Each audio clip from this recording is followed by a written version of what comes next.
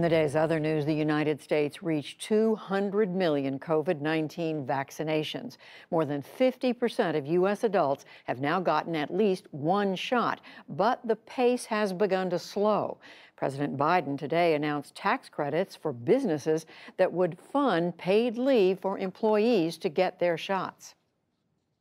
I'm calling on every employer, large and small, in every state, to give employees the time off they need with pay to get vaccinated, and any time they need with pay to recover if they're feeling under the weather after the shot. Meanwhile, in Germany, protesters in Berlin criticized new nationwide restrictions to slow the spread of the virus. And in India, 22 patients died after an oxygen tank leaked at a hospital for COVID-19 patients. The country set grim new high records today with 2,000 deaths and 295,000 cases in 24 hours. Another attempt at fostering peace talks in Afghanistan has faltered. Plans for an international conference on Saturday were shelved today. The sponsors cited a lack of any prospect of meaningful progress. The Taliban had dismissed the meeting as political spectacle. There is word that President Biden will pledge to cut U.S. greenhouse gas emissions in half from the 2005 levels by the year 2030.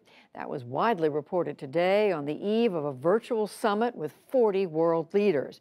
Meanwhile, the European Union agreed to go carbon neutral by 2050. European lawmakers said it puts pressure on Washington to act. The U.S. is not our big brother on climate. We are the big brother or the big sister. So they will be actually encouraged by this. They will be pressed by this. They will need to deliver when they see what we have accomplished. Also today, China's President Xi Jinping confirmed that he will take part in the summit. China is the world's largest carbon polluter, followed by the U.S. A dozen governors want an end to sales of new gas-powered vehicles in the U.S. by 2035. The group, led by California and New York, has sent the proposal to President Biden in a letter. It would apply to passenger cars and light-duty trucks. The U.S. Senate confirmed Vanita Gupta today to be the Associate Attorney General, 51-49. She will be the first woman of color to serve as the Justice Department's third-ranking official. Nearly all Republicans argued that she was too radical. Alaska's GOP Senator Lisa Murkowski broke ranks and voted to confirm. Plans for a so-called European Soccer Super League collapsed today after 10 out of 12 clubs dropped out. Their plans to break away from existing leagues had ignited backlash from fans around the world. A founder of the Super League, Andrea Agnelli, said that he still believes in the project. It would have given that stability which is required.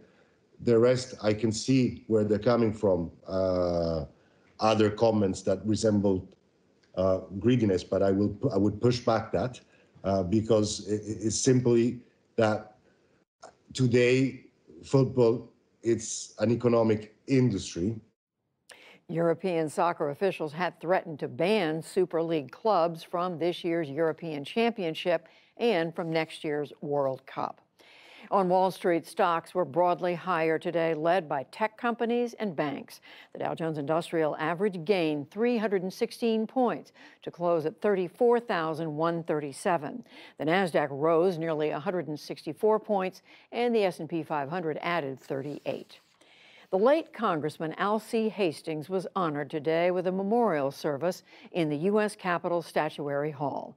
Fellow lawmakers and others celebrated the Florida Democrat and his nearly 3 decades in the House of Representatives. Hastings died earlier this month after battling pancreatic cancer. He was 84.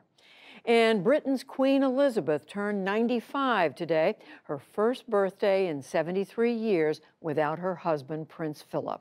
He died this month at the age of 99. In a statement today, the Queen thanked all those who paid tributes to Philip. She said she had been deeply touched. Still to come on the NewsHour, massive protests erupt across Russia in support of opposition leader Alexei Navalny. And we discuss the Biden administration's efforts to combat climate change with the new EPA administrator.